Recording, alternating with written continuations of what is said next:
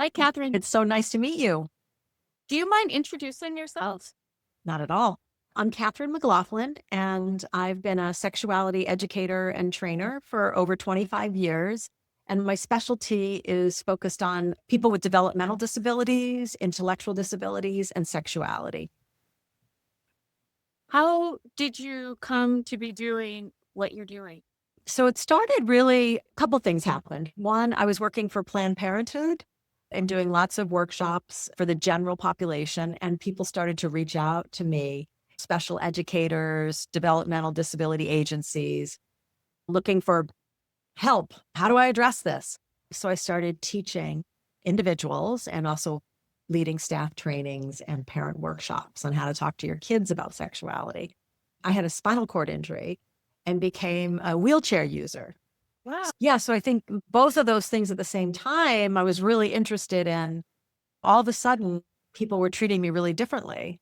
And I was the exact same person. So I was like, what's all this about? So I was just really interested personally and professionally in sexuality and disability. But you Yeah, don't have anyone in your family with an intellectual disability or developmental disability? I don't. That is really fascinating. I'm always fascinated by people who get into this Right. world and they don't have Yeah. the personal connection. Well, But I think my mom was a school teacher and she did a lot of work training teachers to work with kids with developmental disabilities. And we had a boy in the neighborhood who I played with. So I think it was that message was just like everybody else. Why wouldn't work with this group? And so I think some of that came through probably from my mom. So I wasn't afraid of the population, or I was like, oh, wow, this is great. I'd love to work with them. yeah, that's one thing that really struck me about Elevatus is I think I told you before in my initial email to you is that one of the reasons why I started shifting the focus of my blog to disability was because after I had my daughter, it was so important for me to try and do some type of education work to help protect people with intellectual developmental disabilities with regards to sex education and awareness and so forth and prevent abuse. But then every time I started getting into this, I just got really triggered by my own history of sexual abuse. And it was just very difficult for me to dive into. But when I finally felt ready to, and I started doing a little bit of research online and I came upon your trainings and I was just astonished at your tone because it's so rare to see that thread of empowerment and self-sufficiency with practicality and very resourceful. It just has a tone that really resonates with me. And like I said, it's very rare. You're not talking about the special, happy, smiley people. You're talking about real people who have sexual needs and desires and so forth that we need to address specifically. I was wondering in that thread, what types of trainings do you do? Who do you train? How do you do it? Do you work with a team? How do you do the trainings now? Yeah. The trainings that we do, I do a mix. So sometimes we host trainings. You probably saw some of that on the website. So we have a 3-day become a sexuality educator and trainer training. And that is mostly professionals, some parents, but usually the parents also have a professional role as well. And then sometimes self advocates will come to that training, but primarily professionals, I would say.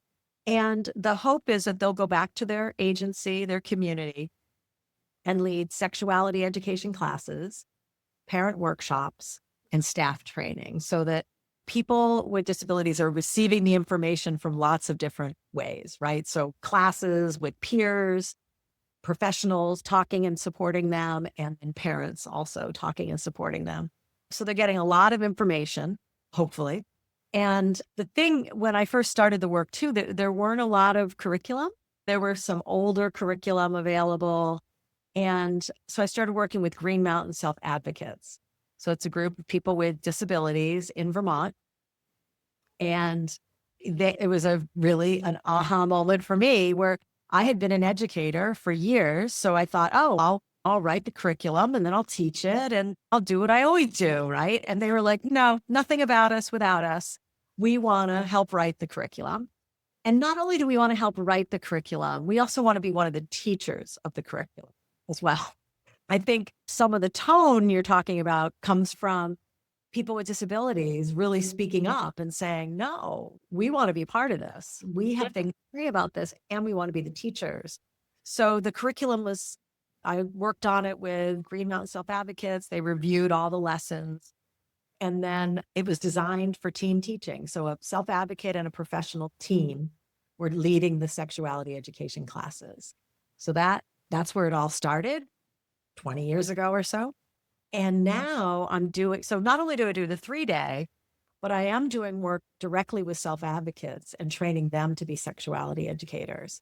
So I just did a 3-year project with Michigan, and we trained 25 teams, self advocate and a professional teams, and they cover most of the state of Michigan. So no matter where you live, you can get access to sexuality education classes that are positive, inclusive, effective, and one of the teachers is a person with a disability. Wow.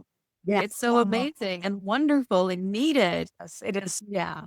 Oh, we Yeah. don't have anything like that here in Hawaii. Like, we really need something like this. There's Yeah. no sexuality education for people with intellectual developmental disability. It's interesting. With any Yeah. across the whole disability spectrum. It's We had one participant from Hawaii at the 3-day. I had a meeting with the self advocacy group with the Developmental Disability Council. And we talked about this project and getting self advocates to be trained as sexuality educators. There's definitely interest. And then the woman who I had met ended up leaving the DD council. So I don't really know what happened with it, but people have been trying to get things going. I'll have to chat more specifically with you after this, but it's amazing. It's absolutely thrilling that you're. And now most of my work is done online now, like many people.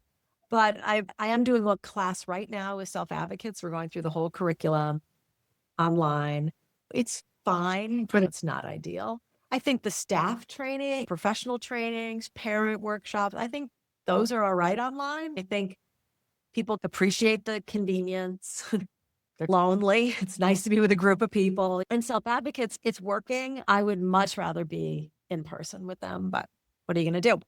So we're still offering that class, but I think if anything, it's harder on the teacher because it's just hard to make sure people got the right handout and everything. Just being in the room and being able to read the room is not easy online, but we're doing all our trainings online now. Yeah. I was excited about that because it was like, oh, now I have a chance of going to one. Exactly. Yeah, it'd be great to have you come to one of the 3-day. Yeah. It's great. So I had some questions about common issues that you might see in your trainings in your field, either through people who participate in the trainings or just in general in working with sex education. Yeah. So do you mean I'm just going back a little bit. So you're wondering about issues for people with disabilities specifically, or just overall, what am I seeing? I think. Yeah. I get the pleasure of getting people to come to my trainings that are like yourself, right on board, ready to go, can't wait. And so I really feel like I get the easy job, right? I get to get the people that are ready and psyched.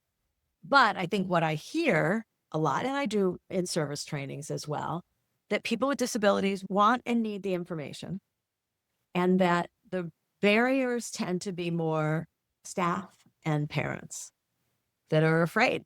I'm very fearful, and I understand, like you said, the sexual abuse. And so there's a lot of worry. And I think there's also some myths out there as well. But that seems to be the barrier, is helping parents and professionals realize the importance of it. And yeah, it can be uncomfortable. And yeah, you might get some pushback. But that's making us really comfortable not doing it. But the impact of not teaching it is just horrific, that we got to get through that discomfort and push through. No, I completely agree with you. And that was actually what I was really wanting to ask, but I didn't want to flesh out something that you might not see.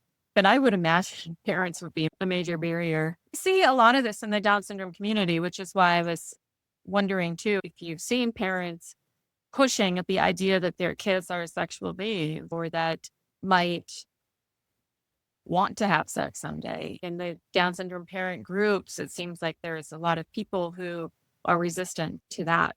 Yeah. I think there's sort of these ideas that people with disabilities aren't sexual, right? And so they don't need this.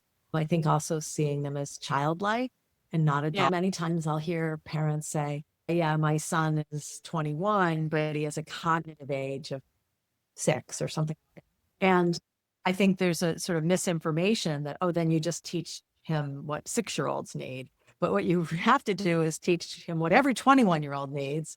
How you teach it's different based on his cognitive ability, but not what you teach. So I think that's getting that, shifting that thought. The other one that I find with parents is this belief that if I talk about it, it'll give them ideas and then they'll do it. Oh, So just don't talk about it. That's the way to protect them.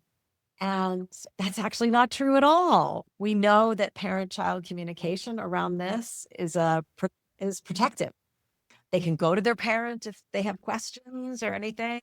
And research also shows that parents who talk to their kids, not specifically with developmental disabilities, but the general population, if you talk to your kids, they're more likely to wait to have sex. And if they do, more likely to use protection because you're talking about it. And I think that's a myth. I don't want to give them any ideas and I don't want to open that can of worms.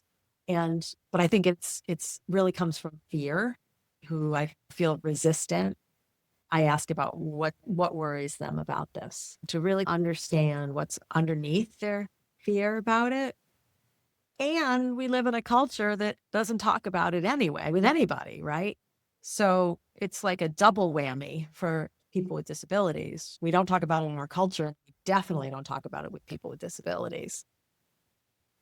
I think some of the things that I've noticed with people with disabilities that I'm always it feels like it's the root of everything is their lack of autonomy and body autonomy as well, and life autonomy. So how do you teach young people with disabilities that their body is their own and they get to decide what's right for them? I feel like that with the adults I'm working with, I have to say that over and over again. And we do this name tag game where you could put it on this side or this side. And then I put pressure on them to move it and they always move it. And I'm saying, no, it's your body. You get to decide, right? So now we're about 10 weeks into the class. They're starting to say, no, I'm not going to move. It's my body. I get to decide. It's your body. It's your life. It's your mind.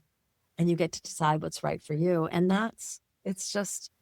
to me, it's just devastating that adults don't feel that way. Sometimes I have to remind myself too, it's my body. But so that when you said overview of what comes up, that's one that I'm just always, they're taught to comply.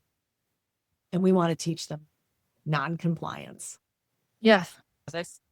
Oh, that's all right. So true. This complaints piece. How long? So for your trainings, how long are your trainings? Can you talk a little bit about the different kinds of trainings that you have? Like for people who are likely to be watching this video or reading this post, they're probably going to be parents or self-advocates. What are your trainings like for those populations? So I usually do a general one for parents, an hour and a half, maybe 2 hours, how to talk to your kids about sexuality. So we talk about the messages we got growing up about sexuality, which usually were positive, and then human sexual development. And then I give them lots of tools, like how do you answer questions? How do you respond to sexual behaviors? And so it's very skill-based, practical. Like I think you said, the website is practical. And so that's the parent one. We also have that one available for parents online, like a self-study course. Sometimes agencies will buy it and then give it to all their parents, give the link to all their parents so they can take it on. They can do a module a week or whatever. Fantastic. Yeah.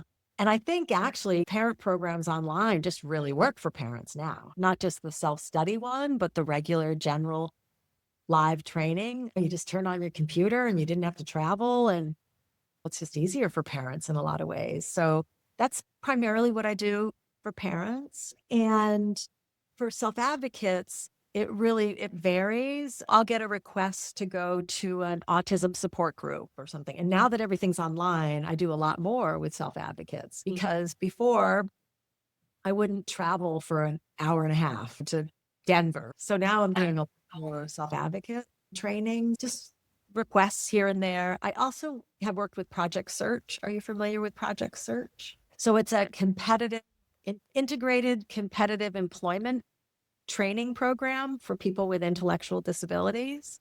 I don't know if they have any programs in Hawaii or not, but they have many all over the country. And what they found was people with disabilities. So, for example, we have one in Keene, New Hampshire, where I am, and it's a local hospital. And so you become an intern. So you go to the hospital every morning at 9 o'clock or whatever, and you have class all morning. And it's all about being an employee and learning all about just being a good worker. And then you do a job in the afternoon in the hospital. So you might deliver the mail or you might work in I forget what it's called, environmental services. I think it's like cleaning and that kind of thing. Like you learn, you do different rotations and you're learning about being an employee. And what they found at Project Search were people were losing their jobs, not because they couldn't do the cleaning or deliver the mail, but because they didn't understand work relationships and how do you interact with people at work. And so they might hug their coworkers or follow a coworker around because they have a crush on them. And so what they realized was that the interns needed help understanding the different kinds of relationships and what topics you talk about with which relationship, those real healthy boundaries kind of thing. I worked with a lot of Project Search sites and we created a curriculum of building healthy relationships at work. What's working is before people would say, no, don't follow coworkers around. Don't do that. Rather than saying, wow, it looks like you're really interested in getting a partner or a sweetheart in your life. Let's talk about how you become a partner or a sweetheart with someone. And let's talk about all the different types of people in your life and who is it okay to be in a relationship with and who isn't it okay. So it's like validating that they're sexual beings, but we just can't act on it here when we're interns in the hospital. So it's balance. I think that's one of the things we do is we just say no rather than what's the need underneath it and how do we teach about how to do that in a healthy way. So we wrote a curriculum and that's all over the country now as well. So some really good projects. And so I'll do some training with Project Search sometimes. And so, like I said, we host trainings and then I do a lot of in-service and work with different groups. It was just amazing, Katherine. Just amazing. Thank you. I love that. But it's so validating. I love that. Getting to the core of it. It just makes so much sense. And it's such a beautiful way to transform that. Like, love that. Really beautiful. Thank you. Thank you. I'm not usually a crier of it. This is Things moving you. it's hidden, but yeah, just it's really meaningful to me to really appreciate this work and really appreciate what you're doing. And just, I love hearing these stories. I just hear so many bad things all the time. It's so wonderful to hear something terrific that's happening. Yes. Absolutely wonderful. What advice for a parent who's just learning about this, just starting to get involved? What sort of trajectory would you advise them to go through in terms of your trainings and learning about this and applying themselves and so forth? Yeah. On our website, we have a resource page and there's lots of articles and even some lessons that you could do with your own kid around different types of relationships, what's public and private. So there's a lot of content and resources on our webpage. So I think that might be a great place to start.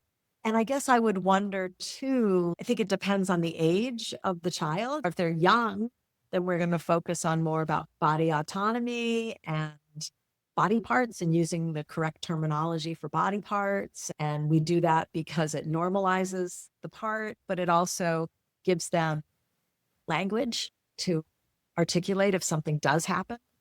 And I think it also makes them appear less vulnerable as well to have that language. So, really important to use medical terminology with our kids when we talk about their body parts. I want to talk about privacy. When kids ask questions when they're really young, we think that if we tell them the truth, it's going to shatter their innocence. And it doesn't, because little kids want to know how babies are made and how does that all work? How did I get out? And then they want to know, wait, how did I get in? It's okay to answer that, right? It is absolutely okay. It will not harm them. So I think those are the topics to start off with young. And then we want to look at puberty, right? The bodies are changing. We want young people to know what's going to happen before it happens so that people aren't getting their period for the first time and thinking that they're dying or having a wet dream and thinking they have cancer. We want to make sure people know what to expect before.